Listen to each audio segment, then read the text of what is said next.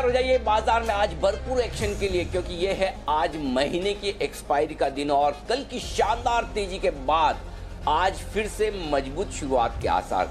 तेज खुलने के बाद क्या कुछ और बड़े लेवल्स को पार करेंगे? कल ही की जैसी तेजी का एक और सेशन देखने को मिलेगा या रहेगा उतार चढ़ाव? किन लेवल्स पर होगी एक्सपायरी? ढेर सारे हैं सवाल, मिलेंगे जवाब। शेयर बाजार लाइव में आप सबका स्वागत है। नमस्कार, मैं हूं अनिल सिंघवी। और नमस्कार, मैं हूं दीपांशु भंडारी और अनिल जी से जानेंगे कि एक्सपायरी के लिए क्या रणनीति होनी चाहिए। कल जो आपको स्ट्रैटेजी बताई थी वो तो सुपरहिट रही, अब क्या स्ट्रैटेजी लेनी चाहिए, बाजार की डायरेक्शन क्या रहेगी, नतीजों पर भी फोकस है और जिस तरह के ग्लोबल क्यूज आ रहे हैं क्या उससे भी बाजार को स्ट्रेंथ मिलेगी, ये सब डिस्कस करते हैं। सर, तो उससे पहले ये बता दीजिए कि आज के बड़े ट्रिगर्स कौन से हैं। आज के ट्रिगर्स में दीप, सबसे पहले तो अमेरिकी बाजारों की तेजी, और तेजी भी क्या भरपूर होती हुई दिखी है। 550 अंकों का बड़ा उछाल अमेरिका में दिखा। लगातार 2 दिन 500 अंकों से ज्यादा डाउ मजबूत होते हुए दिखा। ड्रीम रन है। और यही नहीं, इसके साथ साथ डाउ फ्यूचर्स डबल सेंचुरी लगाकर ट्रेड कर रहे हैं, तो इससे बढ़िया संकेत आपको दुनिया से मिल नहीं सकते। बेहतरीन संकेत हैं। और इसके साथ साथ जो खबरें नेगेटिव है वो भी आप नजरअंदाज नहीं कर सकते। अमेरिका और चीन के बीच तनाव बढ़ने की, लेकिन बाजार उसे नजरअंदाज करते हुए दिख रहे हैं। इस वक्त ये साफ संकेत दिख रहा है। मई वायदा सीरीज की एक्सपायरी आज है, तो कल की अच्छी तेजी शॉर्ट कवरिंग के बाद क्या आज वही मोमेंटम बरकरार रहता है, ये सवाल है। लुपिन टीवीएस मोटर्स के आज हैं नतीजे, इन पर भी रहेगी नजर। बिल्कुल, और कुछ नतीजे जो कल शाम मार्केट्स बंद होने के बाद आए उन पर भी अनिल जी फोकस करेंगे। पर आज के सेटअप की बात करें, और ऑफ कोर्स सर आज एक्सपायरी है वो भी इंपॉर्टेंट है, उसके बारे में भी मेरे कुछ सवाल हैं। उससे पहले सर ये एक बार ग्लोबल पिक्चर जरा समझा दीजिए, क्योंकि रोज हम डिस्कस तो करते हैं और आपने भी कहा है कि ग्लोबल मार्केट से काफी क्लोजली लिंक्ड रहेंगे हमारे बाजार। लगातार तेजी आ रही है। खबरों के लिहाज से तो सर कुछ नहीं बदला है। कोरोना की आप खबर देख ले तो खराब है। कल 1 लाख से ज्यादा केसेस आए। यूएस के साथ साथ अब ब्राजील और रशिया में ज्यादा कंसर्न है। भारत में भी केसेस बढ़ रहे हैं। यूएस और चाइना की टेंशंस देखें सर तो रोज मामला खराब हो रहा है। एक बिल ऑलरेडी अब पास हो गया जो ट्रम्प साहब साइन करने वाले हैं, जिसमें कुछ चाइनीज ऑफिशियल्स को यूएस सैंक्शन करेगा। धमकी दे रहे हैं कि हम और सैंक्शंस लगाएंगे। ये भी धमकी दे रहे हैं कि हांगकांग को जो एक स्पेशल ट्रेड स्टेटस दिया हुआ है वो हम विड्रॉ कर सकते हैं अगर चाइना अपनी पावर हांगकांग में बढ़ाता है। आज चाइना में वो बिल इंट्रोड्यूस होगा और एक्सपर्ट्स अनुमान लगा रहे हैं कि आने वाले 1-1.5 महीने में वो लॉ भी बन जाएगा।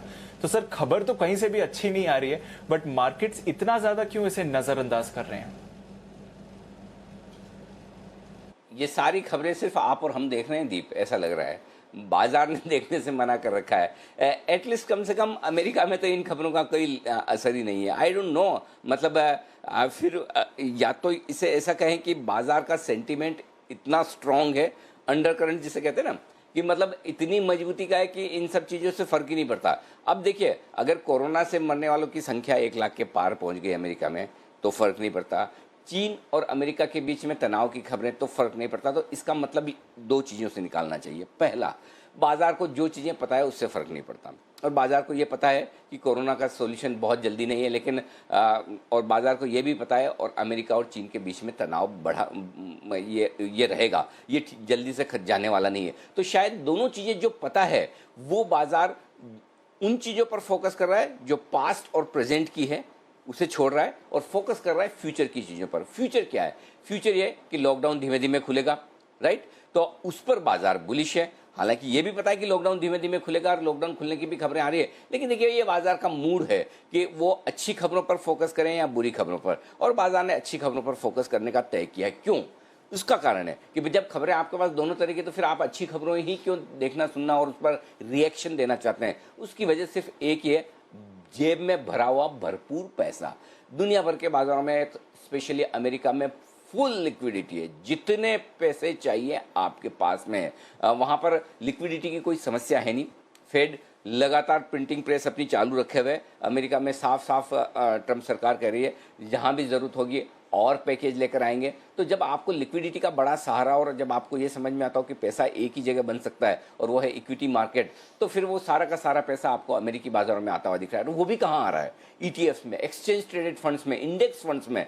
तो जब इंडेक्स फंड में पैसा आता है तो इंडेक्स मजबूत होते हैं, इंडेक्स के स्टॉक्स बढ़ते हैं। जब वो मजबूत होते हैं, वहाँ रिटर्न आने लगता है, तो लोगों को लगता है और ज़्यादा पैसा वहीं लगाओ जहाँ रिटर्न आ रहा है। इससे और ज़्यादा पैसा आता है और ज़्यादा मार्केट बढ़ते हैं। एग्जैक्टली वही होता हुआ दिखा है। दूसरी बात, बाजारों की जो चाल है उसमें ऐसा लगता है कि मानकर चल रहे हैं कि बाय ऑन डिप्स का मार्केट है। लेकिन एक चीज़ जो ध्यान में रखनी चाहिए वो ये कि लगातार 2 दिन आपने अच्छी तेज़ी दिखी है 1100 पॉइंट की, और अब तक का ट्रैक रिकॉर्ड ये है कि 1200-1300 पॉइंट डाउ जब भी बढ़ जाता है एक साथ 2-3 ट्रेडिंग सेशन में, 2 या ढाई ट्रेडिंग सेशन में, तो उसके बाद वहाँ पर जनरली करेक्शन आता है, थोड़ी प्रॉफिट बुकिंग आती है। और हो सकता है आज डाउ फ्यूचर्स क्योंकि आपको 200-225 पॉइंट फिर से मजबूत दिख रहे हैं, एक अमेरिका में मजबूत शुरुआत के बाद हो सकता है प्रॉफिट बुकिंग वाला सेशन आए भी।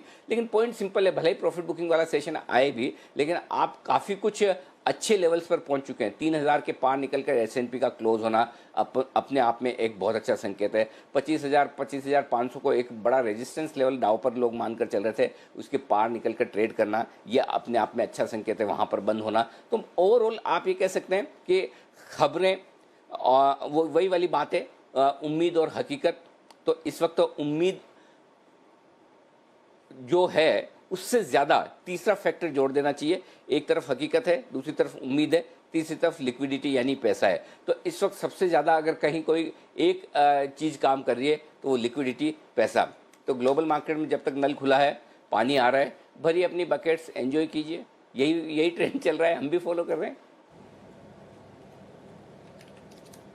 बिल्कुल, और ग्लोबली जो ये लिक्विडिटी आई है उस पर बड़ा फोकस करना पड़ेगा। अब यूरोप भी बात कर रहा है एक 750 बिलियन यूरो यानी कि लगभग 826 अरब डॉलर के स्टिमुलस प्लान की, तो वहां पर भी नजर रखते हैं कि वहां पर क्या डेवलपमेंट्स आते हैं। सर, तो ग्लोबली तो लिक्विडिटी है और मार्केट्स का हाल अच्छा है।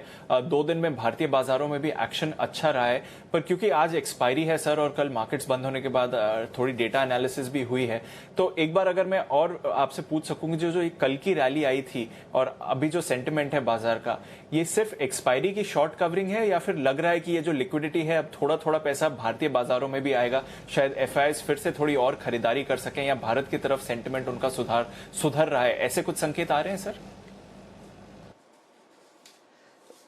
मैं इस गलतफहमी में नहीं हूं एक्चुअली दीप, क्योंकि ये अगर किसी और दिन किसी और वक्त इस तरह की तेजी होती है, जोर से हम भागते हैं। अच्छा, एक चीज और है, समझिए कल शाम को कोई बढ़िया खबर आती है हमारे बाजारों के लिए, अच्छी पॉजिटिव खबर, ठीक है, कि सरकार ने कुछ कर दिया या आरबीआई ने कुछ एक्शन ले लिया या जिससे बाजारों का मूड बहुत अच्छा हो जाए, कुछ ऐसी अनाउंसमेंट्स, पॉजिटिव अनाउंसमेंट सरकार की तरफ से आ जाती है, तब तो हमें लगता है कि चलिए ये खबर किसी के पास थी और इस खबर के दम पर बाजार चल गए, राइट। तब तो आप कल की तेजी को बता सकते थे कि हाँ इस वजह से तेजी हुई। आपके पास ऐसा कोई कारण है नहीं, तो फिर कल क्यों हुई तेजी? कल तेजी सिर्फ मंथली एक्सपायरी की शॉर्ट कवरिंग की वजह से हुई, जो मैं आगे आपको डेटा में भी बताऊंगा कि क्यों मैं ऐसा कह रहा हूं।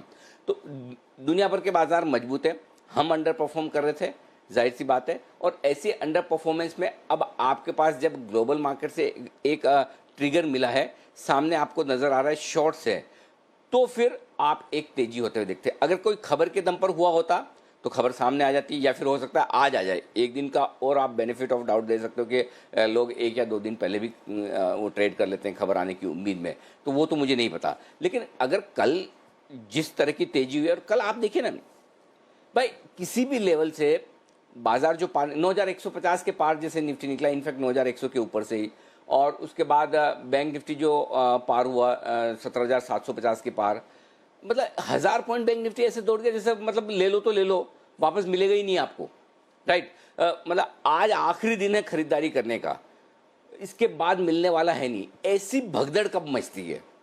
कौन इतनी जल्दबाजी में खरीदता है?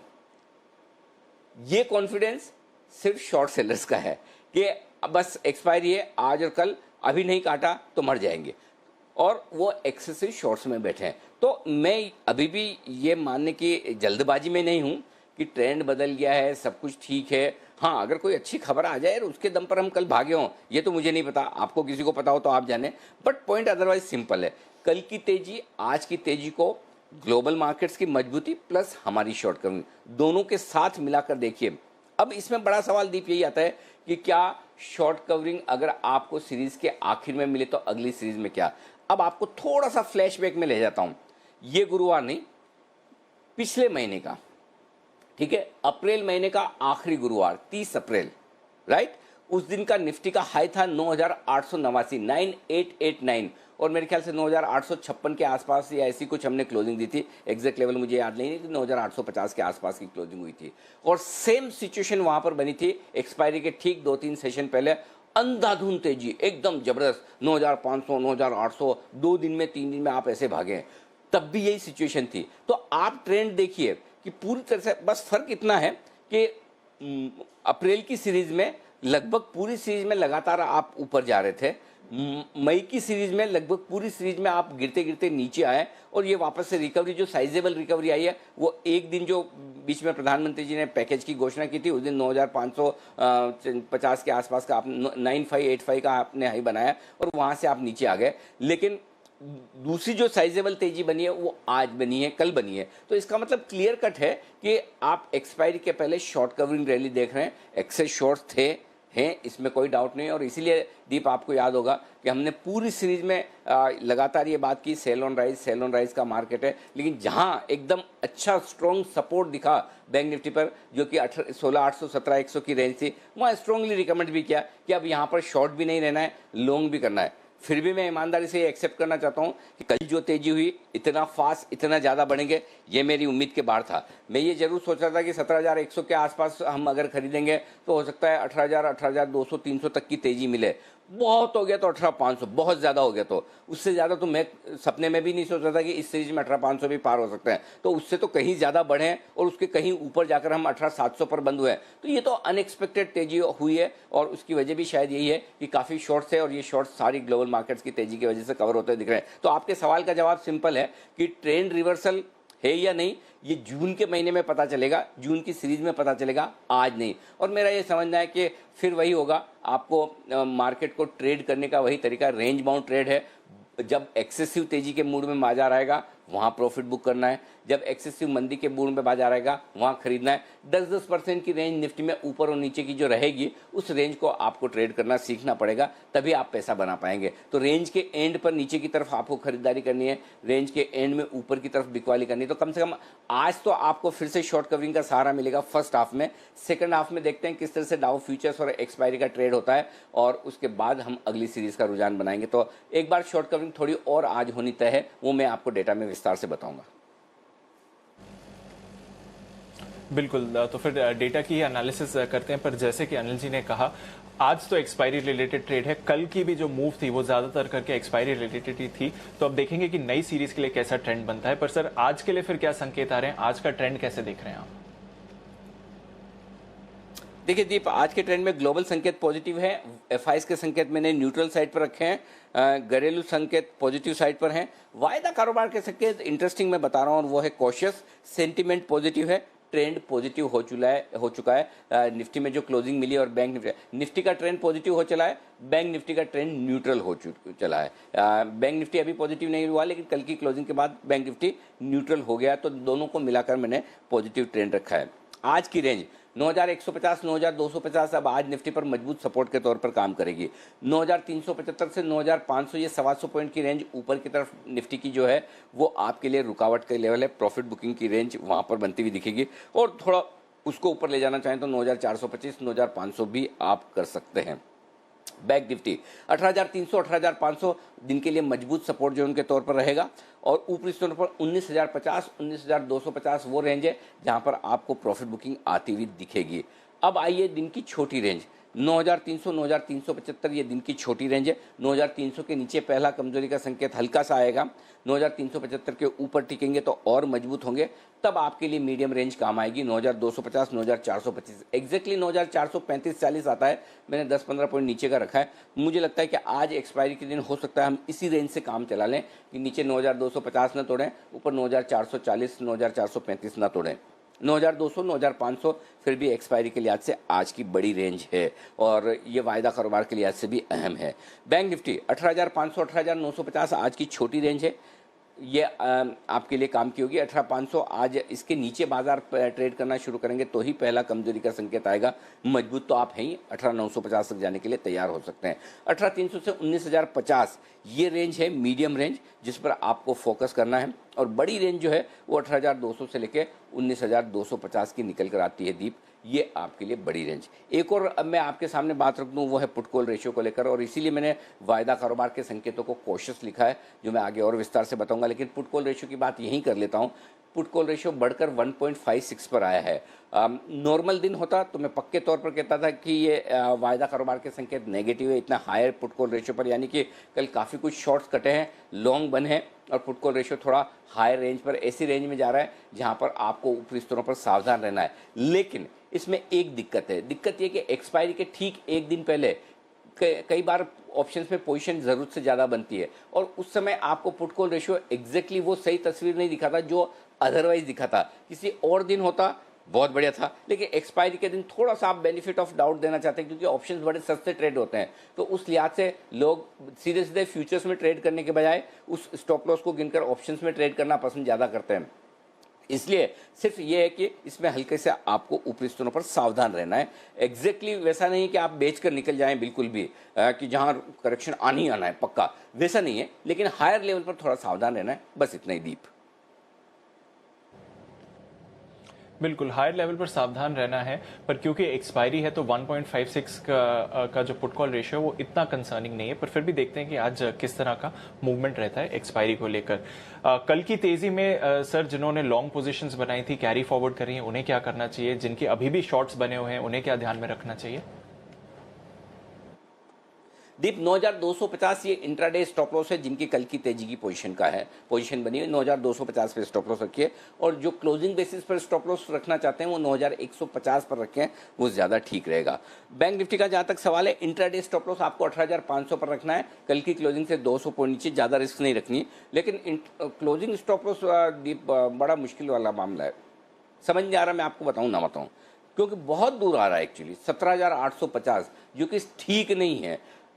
तो फिर मैं ये कहूँगा कि बेहतर यही होगा 18500 को ही आप क्लोजिंग स्टॉप लॉस रखें, लेकिन डेटा के लिहाज से 17850 ही आ रहा है। 17850 के नीचे ही आप खराब हैं, या ज़्यादा से ज़्यादा 18000 कर लें, लेकिन बहुत दूर है वो। 18000 भी 700 पॉइंट दूर होता है। क्लोजिंग बेसिस पर कौन 700 पॉइंट रुकेगा तेजी की पोजीशन में? तो मैं ये कहूँगा कि बेहतर है, क्योंकि कभी कभी क्या होता है, आप डेटा से हर चीज़ नहीं कर सकते, खुद का भी दिमाग लगाना पड़ता है।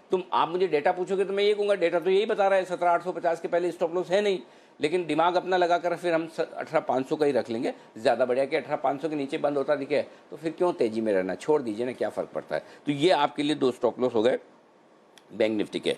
जिनकी शॉर्ट पोजीशन है उन्हें सिंपल 9400 का स्टॉप लॉस रखना चाहिए। बहुत जिनकी डीप पॉकेट है, रिस्क ज़्यादा रख सकते हैं, उनके लिए एक्चुअल स्टॉप लॉस तो 9500 का आता है, लेकिन 9500 तक की रिस्क भी क्यों रखनी है, 200 पॉइंट हो जाते हैं, छोड़ो ना, तो 9400 का ही रख लीजिए। बैंक निफ्टी के लिए स्टॉप लॉस बहुत क्लियर कट वेल डिफाइंड है, और ये है 19050 का। इसके ऊपर निकले इंट्राडे में या क्लोज होता दिखे, thank you very much, exit from short. Okay, तो ये है आपके लिए अहम लेवल। और क्योंकि अनिल जी ने कहा एग्जिस्टिंग लॉन्ग के लिए स्टॉप लॉस थोड़ा दूर आता है, इसलिए थोड़ा क्लोज रख लें, उसको ट्रेल करते रहें आज के ट्रेड में। नई पोजीशन सर कैसे बनाएंगे आज? खरीदे निफ्टी 9250 के स्टॉप लॉस के साथ 9375 जहां पर खुलना चाहिए मेरे हिसाब से, 9400, 9435, 9475। तो फिलहाल दीप ये कि मैं 9500 के ऊपर की तेजी नहीं देख रहा हूं आज, तो इसलिए मैंने ये 4 लेवल ऊपर की तरफ दिए हैं। और जो लोग बेचना चाहते हैं उन्हें जरूर बेचना चाहिए। अब बेचना कहाँ, यही क्रिटिकल है। 9435-40 से आप सोचना शुरू कर सकते हैं। 9450, 9500 की रेंज में जरूर बेचिएगा। 9600 का स्टॉप लॉस है। 9500, 9375, 9325, ये 3 टारगेट के लिए बेचना चाहिए आपको बैंक निफ्टी को। बैंक निफ्टी खरीदने की राय है 18500 के स्टॉप लॉस के साथ, 18950, 19050, 19250। ये 19400 मैंने ऐसे ही लिख दिया, आएगा नहीं, लगता कम है चांस। लेकिन क्या है कि कल की इतनी बड़ी तेजी के बाद कुछ तो हम सीखें। जैसा कल हम सोचे थे कि 18000 के पार ही जाना पॉसिबल नहीं है, तो 18000 मतलब 18000 पार छोड़ो, वहाँ से 850 पॉइंट बढ़ना, अच्छा वो भी बिना किसी न्यूज़ के, कोई खबर कहीं कुछ नहीं है ये ऐसी की जिसकी वजह से आप इतना बढ़े। डाउ फ्यूचर्स भी कोई 150-200 ही तो ऊपर थे, अब वो 550 हो गए, वो अलग बात है, लेकिन पॉइंट वही है। तो इसलिए क्या कभी कभी आपको है ना सेफर साइड पर थोड़ी हायर रेंज ले लेना चाहिए, और वो 19400 की आ रही है। जो लोग बेचना चाहते हैं बैंक निफ्टी, उनको 19050, 19250 की रेंज में बेचना चाहिए बैंक निफ्टी को, और 19500 का स्टॉप लॉस लगाएं, या जो छोटा लगाना चाहते हैं वो 19400 का भी लगा सकते हैं, ठीक है ना। और 18,950, 18,850, 18,700, 18,550 ये आपके लिए राय है बैंक निफ्टी पर खरीदारी करने के, बिकवाली करने के लिहाज से नीचे के लेवल से। लेकिन दीप एक चीज़ कहना चाहता हूँ, कल है ना, अब बहुत अफसोस हो रहा है कि अगर उस वक्त शो शुरू ऑन होता ना, तो जिस हिसाब से 9,200 के पार निफ्टी निकला और जिस हिसाब से 18,000 के पार बैंक निफ्टी निकला, क्या क्लियर कट तगड़ा बाय सिग्नल था। मतलब वो साफ दिखा रहा था कि तगड़ी शॉर्ट कवरिंग होनी है। हाँ, अगर उस समय में होता मैं ये ज़रूर, लेकिन ये भी कहना चाहता हूँ कि मैं 300 पॉइंट से ज़्यादा का टारगेट शायद नहीं देता, 18,300 तक का ही देता था, और निफ्टी में मैं 9,300, 9,325 तक का ही देता, लेकिन फिर भी उतना तो देता कम से कम, जो मिस हो गया। लेकिन चलो ठीक है, कम से कम हम पिछले 2-3 दिनों से लोगों को निचले स्तरों पर ये तो कह रहे थे कि यहाँ शॉर्ट नहीं करना चाहिए, खरीदना चाहिए, शॉर्ट काट लेनी चाहिए। तो मुझे नहीं लगता कि अब किसी को शिकायत होनी चाहिए कि अब मई के महीने में शुरुआत में हम लगातार सेल ऑन में गो अवे कह रहे थे, वहाँ से 1000 पॉइंट निफ्टी निकला है, जो किसी भी लिहाज से कम नहीं होता।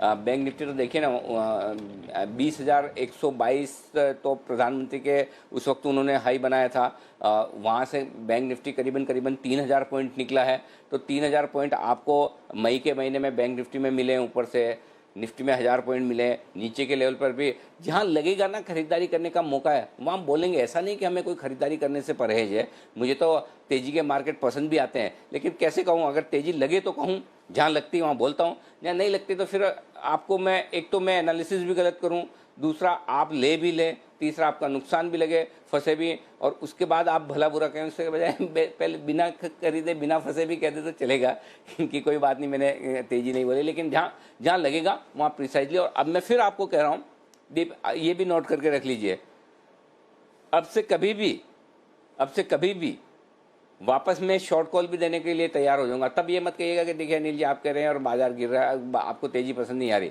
सवाल ये नहीं कि तेज़ी पसंद आ रही है, मुझे तेज़ी भी पसंद आती है, मंदी भी पसंद आती है, दोनों पसंद आते हैं।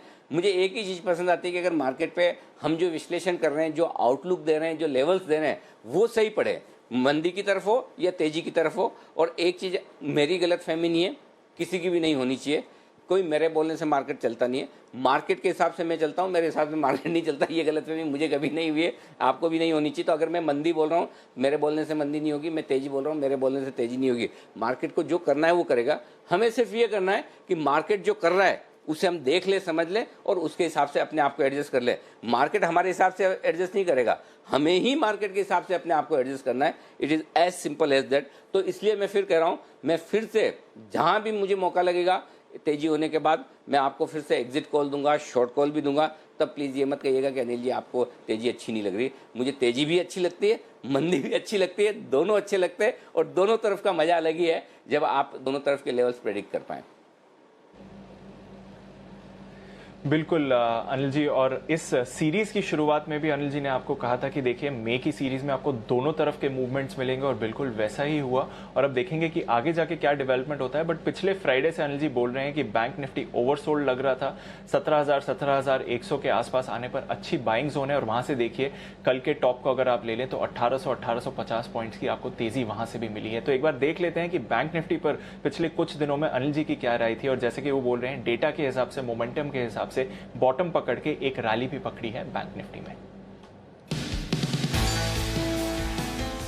आज मैं आपको एक इंटरेस्टिंग चीज और कहना चाहता हूं। Bank Nifty, banks, financials, NBFC सब पर बेरिश होने के बावजूद मैं वो एक चांस लेने को तैयार हूं।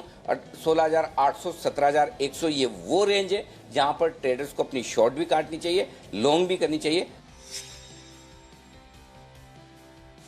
मेरी ड्रीम लेवल आने की तैयारी है। तो जो मेरा ड्रीम लेवल है 16,800 से 17,100, जिस रेंज में मैं बैंक निफ्टी खरीदना भी चाहता हूँ, शॉर्ट भी काटना चाहता हूँ।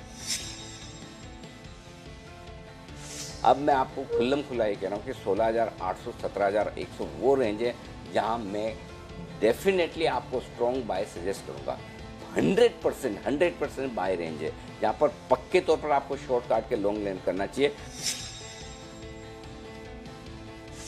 मैं एक चीज़ कहना चाहूँगा, 16,800 17,100 ये 300 पॉइंट की रेंज बैंक निफ्टी पर आप नोट कर लीजिए। मैं आपको कल भी कह रहा था, परसों भी कह रहा था, आज फिर कह रहा हूँ कि ये रेंज ऐसी है जहाँ पर बाजार सपोर्ट लेगा। हमने लगातार ये कहा कि इस रेंज में आपको शॉर्ट काटना चाहिए।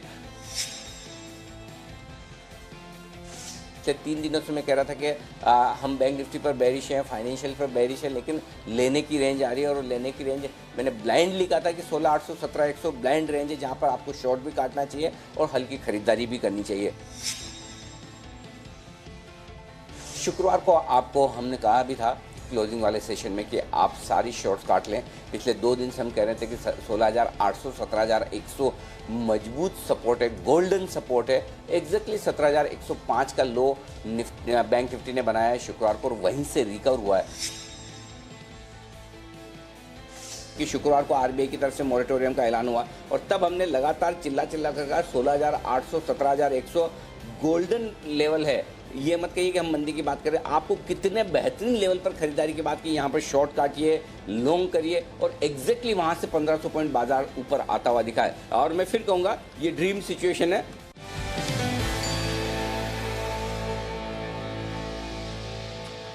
एक शानदार तेजी आपको बैंक निफ्टी में मिली है। अगर आपने 17,100 के आसपास अनिल जी की राय ली थी और वहां से फिर देखे तो जबरदस्त रैली आई और अब अनिल जी बोल रहे हैं कि एक्सपायरी निकल जाने दीजिए, उसके बाद डेटा देखकर बताएंगे, शायद ऊपरी स्तरों पर बिकवाली की भी रेंज आती हुई दिखेगी। तो ये तो रही बैंक निफ्टी पर सटीक स्ट्रैटेजी जो सुपर हिट रही। अनिल जी, अगर आज का डेटा देखें, एक तो वापस वोडाफोन आइडिया एफएनओ बैन में आ गया है, वायदा कारोबार के जो संकेत हैं वो आपने सर आज कॉशियस रखे हैं और कल की जो फंड फ्लो एक्टिविटी हुई है उससे क्या संकेत मिले? दीप, ये आपके सवाल का जवाब दूँ उससे पहले एक चीज़ कहना चाहता हूँ। अभी भी जैसे मेरी कमेंट्री पे कुछ कमेंट्स आ रहे थे ट्विटर पे, हमारे मित्र हैं संतोष, उन्होंने लिखा है कि अनिल जी आप नहीं लेना है, नहीं लेना बहुत ज़ोर से बोल रहे थे, लेकिन लेना है इतना ज़ोर से नहीं बोला, इसलिए हम ले नहीं पा रहे हैं।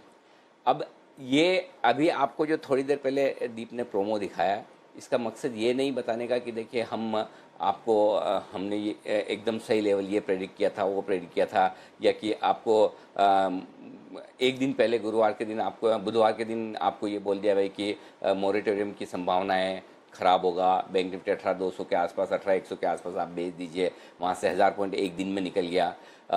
लेकिन पॉइंट ये है कि अब इससे ज़्यादा जोर से आदमी क्या बोलेगा, मुझे बताओ कि ये इतने ख़राब मार्केट में इस सीरीज का सबसे लोएस्ट लेवल है 17,105 बैंक निफ्टी का, वहां पर अगर मैं इतना स्ट्रांगली बोल रहा हूं ये गोल्डन लेवल है, मिस मत कीजिए, खरीदिए। अब उससे ज़्यादा मैं कैसे बोलूं, उससे ज़्यादा तो फिर मुझे आप अकाउंट नंबर दे दें, अपना नाम पता सब भेज दें और मैं 10-20 लोगों की टीम बिठा दूं, वही आपके लिए पैसा बना के दे कर दे। इससे ज़्यादा तो वही हो सकता है। माफ़ कीजिएगा, मजाक कर रहा हूँ, लेकिन पॉइंट सिंपल है कि देखिए दो चीज़ इसमें ऑब्जर्वेशन जो है मैं बता दूं, जो लोग ट्विटर पे कह रहे हैं, एक चीज़ मैं बहुत साफ बोल रहा हूँ और अगर आप ये ऑब्जर्व कर रहे हैं कि मैं लेने के बारे में धीमे बोल रहा हूँ और बेचने के बारे में ज़ोर से बोल रहा हूँ, तो आप एकदम सही ऑब्जर्व कर रहे हैं, बिल्कुल गलत नहीं कर रहे हैं। क्योंकि मुझे अपसाइड कम दिखती है, डाउन साइड ज़्यादा दिखती है। इसका मतलब ये नहीं कि एक ही दिन में बाजार गिर जाएगा, इसका मतलब ये नहीं कि एक ही दिन में बाजार बढ़ जाएगा या बढ़ेगा नहीं, बाजार बढ़ेगा भी। बढ़ते हुए बाजार में आपको धीमे धीमे खरीदना है, क्योंकि मुझे ये पता है कि आप लेके ना फंसे। एक चीज़ सिंपल चीज़ है, ज़्यादा से ज़्यादा क्या हो गया, आपने थोड़ी तेज़ी मिस कर दी तो आपका प्रॉफिट गया तेज़ी में।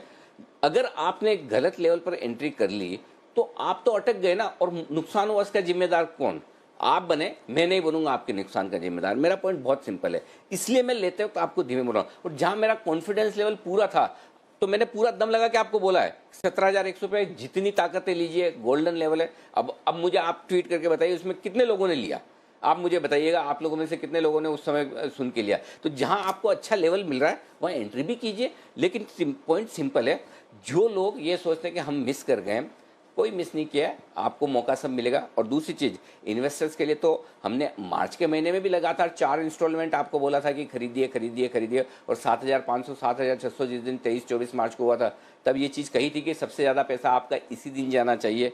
9,890 के दिन 30 अप्रैल के दिन हमने ये भी कहा था कि आपको यहाँ पर अब पैसा बुक करना चाहिए, कम से कम 25-30% आप अपना प्रॉफिट बुक करिए, 40% बुक करिए, तो आपको दोनों तरफ के मिलेंगे चांस। आप ध्यान से सुनिए और उसको फॉलो करिए, आपको प्रॉफिट होगा। मैं ये नहीं कह रहा कि एकदम 100% सारी चीज़ें दोनों तरफ परफेक्ट होगी, वो तो मेरे बस की बात नहीं है, किसी के भी बस की बात नहीं हो तो उन्हें आप फॉलो करें। लेकिन मैं ये कह सकता हूँ 75% 80% चांस आपके मिस नहीं होंगे, इतना एकदम कंफर्ट रखिए। आइए अब आपके वायदा कारोबार के डेटा की मैं बात करूँ, ठीक है ना सर। पहले FIs के डेटा 335 करोड़ की कैश मार्केट में कल भी बिकवाली किया। अरे भाई खरीदो, कब खरीदोगे? एक दिन खाली वो परसों का जो आंकड़ा आया था वो भारतीय के चक्कर में, बाकी लगातार 11वां दिन है बेच रहे हैं। 1664 करोड़ के इंडेक्स खरीदे हैं और 900 करोड़ के स्टॉक्स, यानी कि करीबन 2500-2600 करोड़ की खरीदारी है एफआईएस की वायदा कारोबार में। Pure pure pure pure short covering है, सिर्फ और सिर्फ short covering, nothing else. Local funds में दबा के लिया भाई 2400 करोड़ का, ये बढ़िया लगा मुझे कि इन्होंने एकदम अच्छी वाली खरीदारी की है। Very good, nice. तो ये आंकड़े मिले जुले। लेकिन मैं फिर आपको एक डीप चीज कहना चाहता हूं, मैं बुधवार गुरुवार के आंकड़ों को, और स्पेशली जब मंथली सीरीज हो एक्सपायरी वाले, तो उस दिन को मैं ज़्यादा भरोसा नहीं करता। मैं अब कल देखूंगा, ठीक है ना। तो अब कल एक आज और कल के आंकड़े छोड़कर फिर देखेंगे, बट ये शॉर्ट कवरिंग के आंकड़े जो अच्छे हैं। अब मैं आपको बार बार वायदा कारोबार की तरफ क्यों इशारा कर रहा था? पहला पुट कॉल रेशियो तो मैंने आपको बता दिया। दीप, अब दो चीज समझिए, आपके लिए बड़ी काम की है। 9200 ये लेवल आपके लिए इमीडिएट सपोर्ट का काम करेगा। 20 लाख शेयरों का ओपन इंटरेस्ट पुट में है, और ऊपर 9400 पे ज्यादा कोई ओपन इंटरेस्ट है नहीं। 9500 पर हाईएस्ट ओपन इंटरेस्ट है 28 लाख शेयरों का। अब एक चीज समझिए, 9300 के ऊपर आप बने रहते हैं तो एक बढ़िया चीज बता दूं दीप, इसको नोट करिएगा आप ध्यान से, और सारे जितने ट्रेडर्स हैं तो वो आप जरा फोकस करिए। 9000 से लेकर 9250 इस रेंज में जो कॉल ऑप्शंस खड़े हैं अभी, वो है 35 लाख शेयरों के, ठीक है। 9300 को और गिन लीजिए, आज गैप से खुल रहे हैं, उसके बाद वहां पर खड़े हैं 20 लाख शेयर। ये होगा कुल मिलाकर 55 लाख शेयर। ये 55 लाख शेयर आज रिस्क पर हैं। रिस्क क्या है कि एक्सपायरी अगर 9300 के ऊपर होती है तो इन लोगों ने जो कॉल शॉर्ट किए हुए हैं, किसी ने 9000 के, किसी ने 9100 के, 9200 के, 9300 के, इनकी एक्सपायरी आज नेगेटिव है, इनको नुकसान लगेगा। तो अगर आप 9350 के ऊपर टिके रहते हैं फर्स्ट हाफ में, ये शॉर्ट कवरिंग दिखाएंगे और ये फिर आपको 9400 9450 तक निफ्टी को ले जा सकते हैं। तो मुझे क्या चाहिए? मुझे शुरुआत 9350 के ऊपर चाहिए। स्पेसिफिकली पूछेंगे तो 9375 9380 पर, वहां पर रुकिए, और अब 9300 आप स्टॉप लॉस कर लीजिए तेजी का, ठीक है। 9300 टूटेगा तो ही आपको सोचना। तो आपका स्टॉप लॉस कितना नजदीक हो गया? सिर्फ 75 पॉइंट। अब भाई एक्सपायरी के दिन आप 75 पॉइंट का स्टॉप लॉस लगाकर निफ्टी ट्रेड नहीं करेंगे तो कैसे करेंगे? फिर तो आप करो ही मत। तो इतना तो रखना ही पड़ेगा ना। आप आधा % का स्टॉप लॉस छोड़िए ये, और उसके ऊपर आपका 9425 9450 तक की भी अपसाइड बन जाएगी। तो पॉइंट सिंपल है, 9300 के ऊपर टिका रहना मंदी करने वालों के लिए बड़ा खराब है, और 55 लाख शेयर अभी भी इतनी शॉर्ट कटने के बावजूद भी है, तो ये शॉर्ट कटेंगी आज, मजा आएगा। तो ये आपको लगातार नीचे सपोर्ट मिलेगा, पॉइंट नंबर 1। तो आप जब तक गैप से खुलने के बाद 9300 के नीचे न जाए तब तक तो डरने की जरूरत है नहीं। ये इसलिए एफएनओ के डेटा इंपॉर्टेंट है। हाँ, ये जरूर है कि 9450 9500 पहुंचे। सुनिए फिर से, 9450 9500 पहुंचे तो वहां प्रॉफिट बुक कर लीजिए। मार्केट का मूड माहौल देखिए, अमेरिका के फ्यूचर्स देखिए, बहुत ज्यादा तेजी न दिखे तो वहां शॉर्ट भी कर दीजिए 9500 के आसपास, हल्का सा दिन के लिए, कि भाई अगर वहां पर 25-50 पॉइंट की रिस्क रखिएगा, ज्यादा मत रखिएगा। वो एक चांस वहां पर ले सकते हैं। अगर अमेरिका के फ्यूचर्स आपको वैसा दिखे कि ठंडे हो रहे हैं तो वहां पर एक बार प्रॉफिट बुकिंग आ जाएगी। आप सोचो ना, देखो कल का लो था आपका 9004, ठीक है। 9004 से अगर आप 9500 कल और आज के सेशन में पहुंच जाते 500 पॉइंट निफ्टी पे, भाई साहब मुझे बताइए किसने सोचा था 2 दिन में 500 पॉइंट? मैंने नहीं सोचा था। हो सकता है कोई 2, 5, 10 लोग हों जिन्होंने मार्केट में सोचा हो, बसिन साहब जैसे हो सकते हैं सोचा हो, और बसिन साहब सोचते भी हमेशा अच्छा सोचते हैं, लेकिन ज्यादातर लोग कोई 500 पॉइंट तो नहीं सोचेंगे ना कि 2 दिन में ही 500 पॉइंट हो जाए। तो पॉइंट सिंपल है, अगर आपका 500 पॉइंट नॉन स्टॉप गेन बन रहा है तो वहां पर प्रॉफिट बुक करिए, ये ध्यान में रखिए। तो 9500 के आसपास बुक करना है। 9300 के नीचे जाने पर ही खाप खराब है। जब तक 9300 आप होल्ड कर रहे हैं, शॉर्ट कवरिंग आएगी, निश्चिंत रहिए। ये आपके लिए एफएनओ डेटा है दीप। बिल्कुल। तो ये जो 9300 9350 है, ये अहम लेवल होने वाला है। सर बैंक निफ्टी के लिए? बैंक निफ्टी दीप देखिए, सिंपल चीज है, 19000 पार करने दो इसको। ये जैसे ही 19000 पार करेगा ना, उसके बाद आएगा बड़ा मजा, क्योंकि 19000 के पार निकलने के बाद शॉर्ट कवरिंग और आती हुई दिखेगी। मैं आपको सिंपल चीज़ बताऊं, बैंक निफ्टी में जो डेटा है उसके हिसाब से आपके लिए हाईएस्ट ओपन इंटरेस्ट 19,000 के कॉल पर है और वो है 6-6.5 लाख शेयरों का। तो 19,000, 19,050, 100 ये थोड़ी सी रुकावट की लेवल है।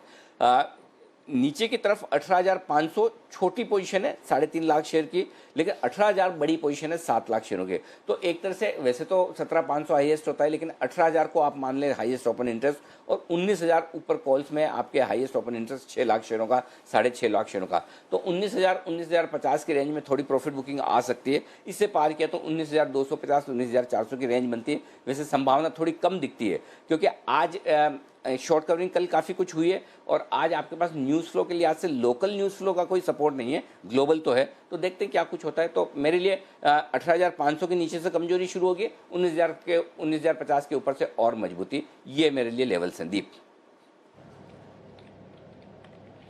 बिल्कुल, तो 19,000 के आसपास बैंक निफ्टी का अहम स्तर है और 9,350 के आसपास आपको निफ्टी पर ध्यान रखना है। चलिए कुछ स्टॉक्स के बारे में भी बात कर लेते हैं। सर, यूनाइटेड स्पिरिट्स के रिजल्ट आए कल पोस्ट मार्केट, कैसे देख रहे हैं इनको? बहुत ही ख़राब है भाई। अगर 5-7 दिन के लॉकडाउन में अगर इस तरह की ग्रोथ आ रही है तो ये तो बड़ी चिंता की बात है। और उसमें भी आई एम श्योर कि बहुत सारे लोग आपके मेरे जैसे लोग हैं जो थोड़ा बहुत राशन लेकर आए थे मार्च के महीने में एक्स्ट्रा, कि भाई चलो थोड़ी सी मुश्किल होगी, लॉकडाउन होगा, ये होगा, तो थोड़ा लेकर रख लेते हैं। वैसे ही बहुत सारे लोग ऐसे भी तो होंगे जिन्होंने इसे भी स्टॉक करके रखा होगा, समय से पहले ख़रीदारी की होगी।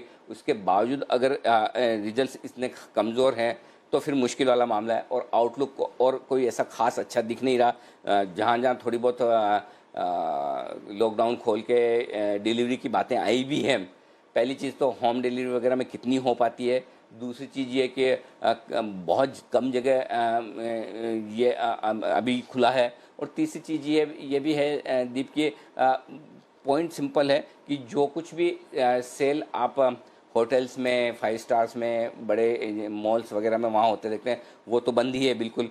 तो मुझे लगता है आउटलुक थोड़ा वीक है। अच्छा, एक और चीज़ जो पिछले 2 हफ्तों में काफ़ी स्ट्रॉन्ग बच चल रही थी, जिसकी वजह से स्टॉक 500 से 600 की तरफ आया, वो ये था कि शायद डियाजियो डीलिस्टिंग करवाने का सोच सकता है, ओपन ऑफर ला सकता है, और लोगों को आखिरी उम्मीद, या खबरें आई नहीं है तो कुछ भी, और लोगों का आखिरी उम्मीद यही थी कि ये खबर रिजल्ट के साथ आएगी, तो रिजल्ट के साथ वो भी खबर नहीं आई। तो मेरे ख्याल से एक परफेक्ट शॉट है ये 595, 595, इसको बाद में हम स्टॉप लॉस को नीचे कर लेंगे। 595 के स्टॉप लॉस के साथ बेचिए। 560, 550, 540 3 टारगेट के लिए दीप। बिल्कुल, तो यूनाइटेड स्पिरिट्स खराब नतीजे हैं, आउटलुक उतना अच्छा नहीं लग रहा है, बेचने की सलाह आ रही है। अब जान लेते हैं कि आज का स्टॉक ऑफ द डे कौन सा है।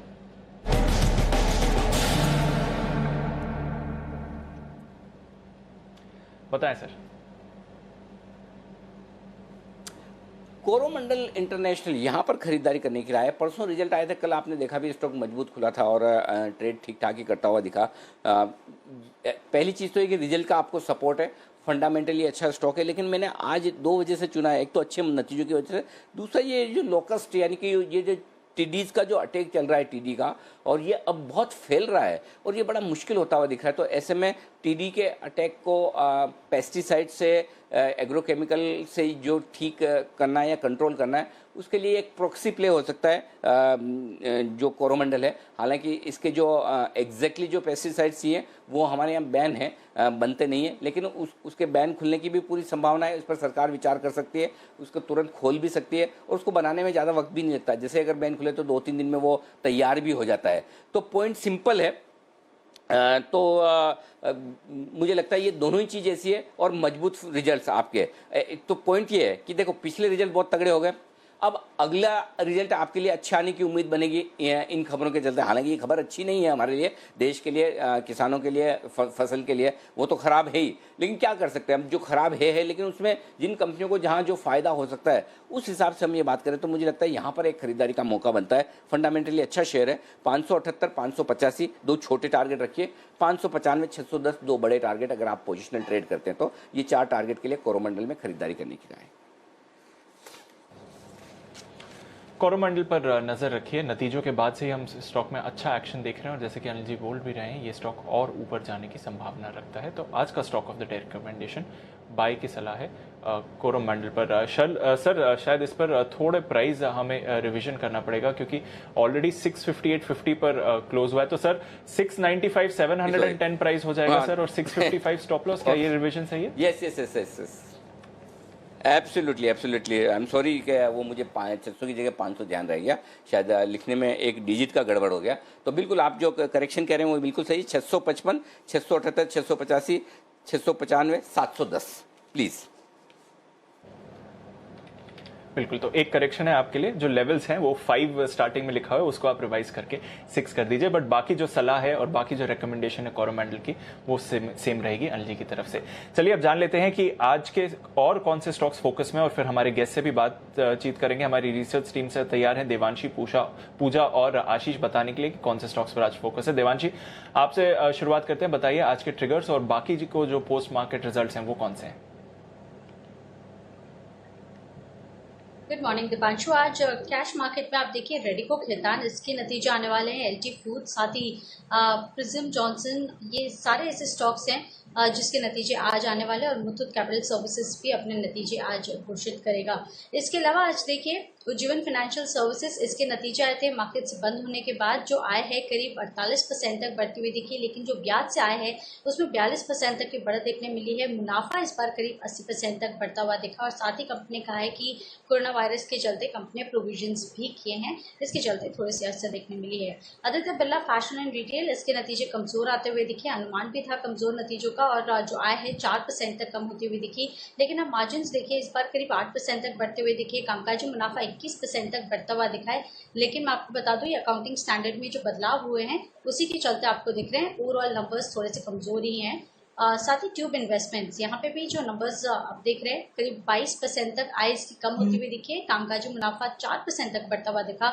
मार्जिन से इस बार करीब 13% तक बढ़ते हुए दिखे हैं, 10% से बढ़कर, और मुनाफा इस बार करीब 6% तक बढ़ता हुआ दिखा है। साथ ही कंपनी ने 200 करोड़ के लंबी अवधि के कर्ज जुटाने की भी योजना बनाई है। इंडिया ग्रिड ट्रस्ट, इसके नतीजे अच्छे रहे हैं इस तिमाही में। जो आय है करीब 90% तक बढ़ती हुई दिखी है। कामकाजी मुनाफा लगभग दुगना होता हुआ दिखा है 300 करोड़ पर। मार्जिन भी आप देखिए इस बार 91% पे आते हुए दिखे, 88% से बढ़कर, और जो मुनाफा है वो भी करीब 1.5 गुना होता हुआ दिखा। 100 करोड़ पर मुनाफा आया है, 38 करोड़ से बढ़कर, इसके नतीजे अच्छे हैं। और क्वेस्ट कॉप पर भी आप नजर रखिए, जहाँ पे जो नंबर्स हैं थोड़े से बेहतर लग रहे हैं। इस बार जो आय है 30% तक बढ़ती हुई दिखी है। साथ ही कामकाजी मुनाफा करीब 28% बढ़ा है। मार्जिन में भी आप देखिए करीब 5.7% के मार्जिन कंपनी ने क्लॉक इन किए हैं, और साथ ही इस बार कंपनियों को हटा हुआ है मुनाफे के सामने 630 करोड़ का घाटा है।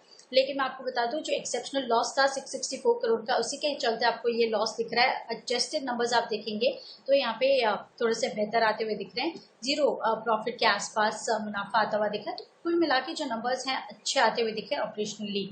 इसके अलावा टेरियर सिक्योरिटी सर्विसेज में कंपनी ने अपनी जो हिस्सेदारी है वो 49% से बढ़ाकर अब 74% कर दी है, इसके चलते भी आज एक्शन दिखेगा। साथ ही वेदांता, इस पर नजर रखें, जहाँ पे इंडिया रेटिंग ने वेदांता की रेटिंग घटाई है, रेटिंग AA से घटाकर AA- कर दी है, और आउटलुक नेगेटिव रखा है।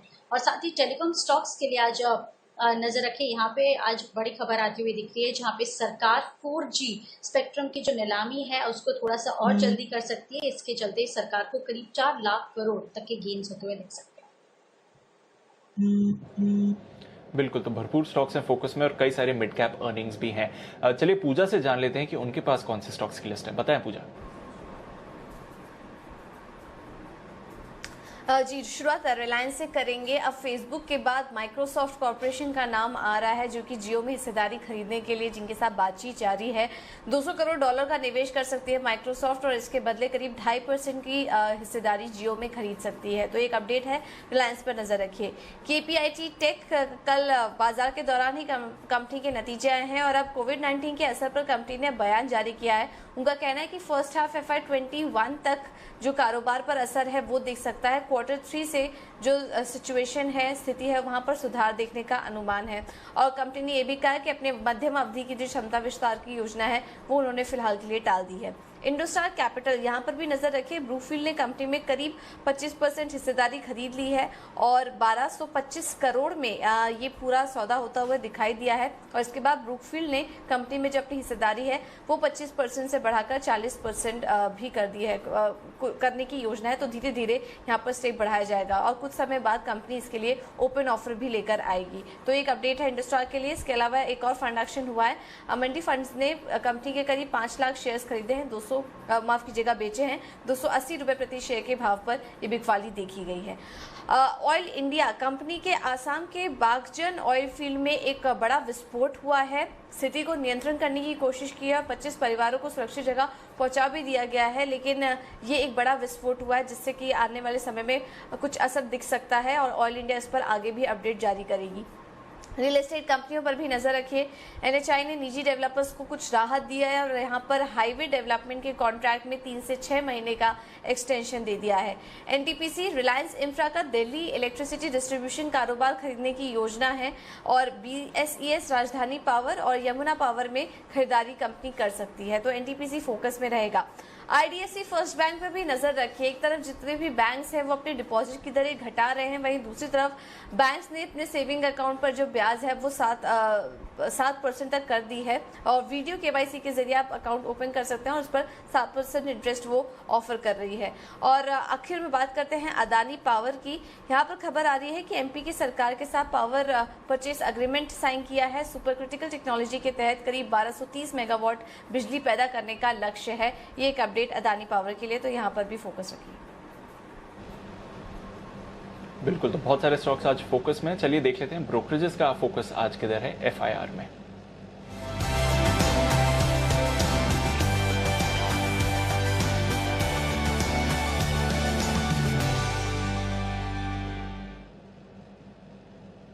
आशीष हमारे साथ तैयार है। आशीष, नतीजों के दम पर और अन्य स्टॉक्स पर जो फोकस है दोनों ही बता दीजिए, आज ब्रोकरेजेस किधर एक्शन है?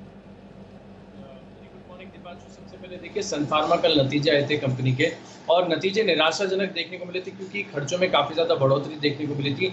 लेकिन एक अच्छी बात रिजल्ट्स में ये निकल कर आ रही है कि यूएस के स्पेशलिटी कारोबार में देखें तो तिमाही दर तिमाही 7% की ग्रोथ देखने को मिल रही है, जो कि काफी बढ़िया। एक एक करके मैं आपको टारगेट प्राइस और रेटिंग बता देता हूँ। सबसे पहले सीएलए से देखिए, ये सबसे ज्यादा लक्ष्य दे रहे हैं। इन्होंने खरीदारी की राय के साथ लक्ष्य 590 से घटाकर 560 कर दिया, लेकिन ब्रोकरेज हाउसेज में सबसे ज्यादा लक्ष्य सीएलए से ही दे रहा है। सन फार्मा पर क्रेडिट स्विस की रिपोर्ट है, न्यूट्रल की रेटिंग को बरकरार रखा है 400 रुपए के लक्ष्य के लिए और मॉर्गन स्टैनली ओवरवेट की रेटिंग को बरकरार रखे हैं 450 रुपए के लक्ष्य के लिए। नोमुरा खरीदारी की राय दे रहे हैं 525 रुपए के लक्ष्य के लिए और जेफरीज ने भी खरीदारी की राय दी है 440 लक्ष्य को बढ़ाकर 530 कर दिए। यानी कमजोर नतीजों के बावजूद अगर आप देखें तो ब्रोकरेज हाउस का जो भरोसा है वो बरकरार देखने को मिला है। डाबर के नतीजे आए थे और डाबर में ब्रोकरेज हाउस का मानना है कि अब जो बिक्री है, जो सेल्स है, इसमें रिकवरी देखी जा रही है। क्रेडिट स्विस आउट परफॉर्म की रेटिंग को बरकरार रखे हुए हैं, लेकिन लक्ष्य जो है 500 रुपए से घटाकर 475 कर दिया है। जेफरीज भी खरीदारी की राय दे रहे हैं, लक्ष्य 552 से घटाकर 500 कर दिया है और यूपीएस खरीदारी की राय दे रहे हैं 540 रुपए पर लक्ष्य को बरकरार रखा है। यूनाइटेड स्पिरिट्स के नतीजे आए जहां पर टैक्स खर्च के चलते जो मुनाफा है उस पर काफी ज्यादा दबाव देखने को मिला है। क्रेडिट स्विस आउट परफॉर्म की रेटिंग को बरकरार रखे हैं 620 रुपए के लक्ष्य के लिए। ये कह रहे हैं कि धीमेपन के चलते वॉल्यूम ग्रोथ में काफी ज्यादा गिरावट देखने को मिली है, लेकिन यूपीएस ये स्टॉक के ऊपर थोड़े से नेगेटिव नजर आ रहे हैं। बिकवाली की राय दे रहे हैं 480 रुपए के लक्ष्य के लिए।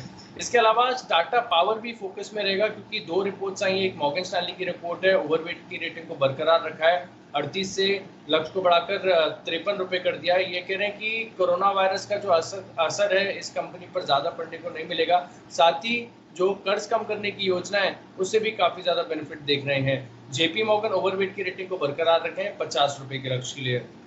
एआईए इंजीनियरिंग अंत में यहाँ पर नोमिरा की रिपोर्ट है, खरीदारी की राय को बरकरार रखा है 1900 रुपए के लक्ष्य के लिए। ये कह रहे हैं कि इनकी कैपेसिटी यूटिलाइजेशन लेवल जो है वो 70% के पार चले गई है और कंपनी की जो स्ट्रैटेजी है वो कारगर साबित हो रही है, जिसके चलते स्टॉक पर पॉजिटिव है। ओके, तो ये हैं वो तमाम रिपोर्ट्स जिन पर आपको करना है फोकस। आइए फोकस करते हैं पिक ऑफ द डे पर।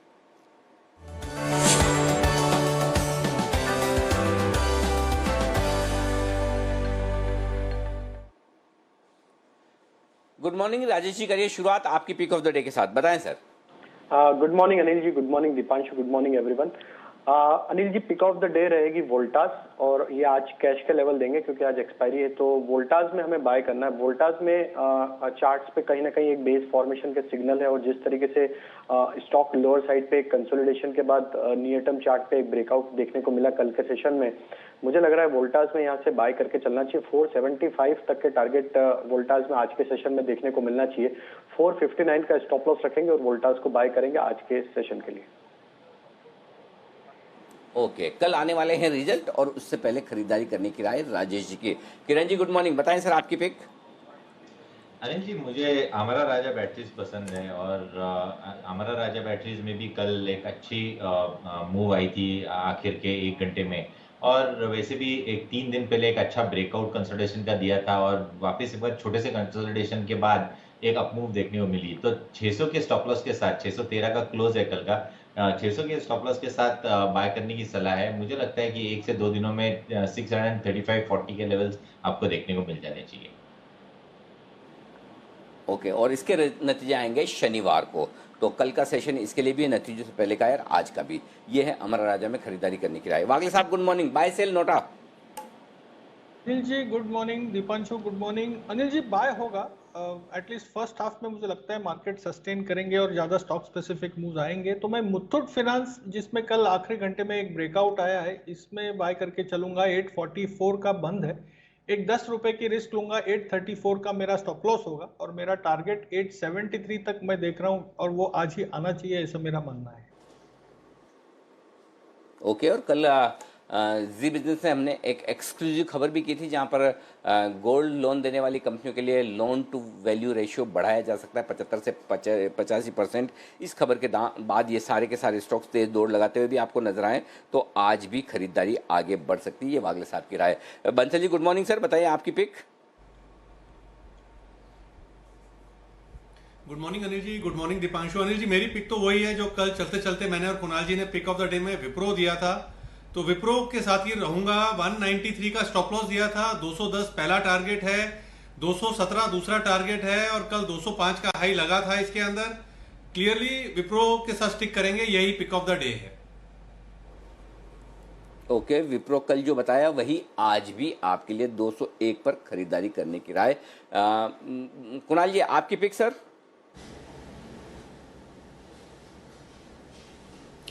Good morning Anil ji, good morning Deepanshu. Anil ji सबसे पहले तो टाईलेस थर्सडे की आपको बधाई। बिना टाई के आप और भी शानदार लग रहे हैं अनिल जी। और दूसरी चीज अनिल जी, देखिए वैसे तो मेरी pick of the day Rakesh ji के साथ विप्रो है, बहुत ही बेहतरीन ब्रेकआउट वहां पर आता हुआ दिख रहा है, और मेरी उम्मीद है कि स्टॉक में आपको 217 रुपए का जो लक्ष्य हमने सुझाया है उसकी ओर ये स्टॉक जाता हुआ दिखेगा। लेकिन एक स्टॉक अनिल जी, जैसे अभी आपने कोरोमंडल की चर्चा की तो मुझे उससे एक प्रेरणा मिली है, और वो है ईआईडी पैरी, जो कि सेम ग्रुप की कंपनी है और काफी बड़ी होल्डिंग ईआईडी पैरी में कोरोमंडल की है। तो अगर कोरोमंडल चलेगा तो ईआईडी पैरी को भी चलना चाहिए। कल 9% की एक तेजी और बड़ा ब्रेकआउट हमने देखा है, तो मेरी राय में ईआईडी पैरी को लेना चाहिए। 169 का स्टॉप लॉस रख लें तो मुझे लगता है 185 से लेकर 190 तक का टारगेट आज देखने को मिल सकता है। खाली एक ही करेक्शन, ईआईडी पेरी के पास कोरोमंडल की हिस्सेदारी है, तो आपके लिए ये जरूरी होगा कुणाल जी कि आप तन मन और धन से मेरी कॉल को सपोर्ट करें कोरोमंडल को, क्योंकि कोरोमंडल बढ़ेगा ना तो ईआईडी पेरी का वैल्यूएशन बढ़ेगा। समझ गए आप? और ये मैं आपको कहना चाहता हूँ, this is one of the best fundamental stock है ईआईडी पेरी। मैं आपको कहना चाहूँगा इसको आप नोट करके रख लें। जब भी खराब बाजार में आपको अच्छी क्वालिटी के फंडामेंटल स्टॉक ढूंढने हो, उनमें से एक ईआईडी पेरी है, मेरा ऑल टाइम फेवरेट है। जब भी खरीदना हो ये ध्यान में रखिए। तो अब आप दुआ करते रहिए जब तक मार्केट ना खुले कि कोरोमंडल बढ़ना चाहिए, ताकि आपका ईआईडी पेरी इनडायरेक्टली बढ़ता रहे।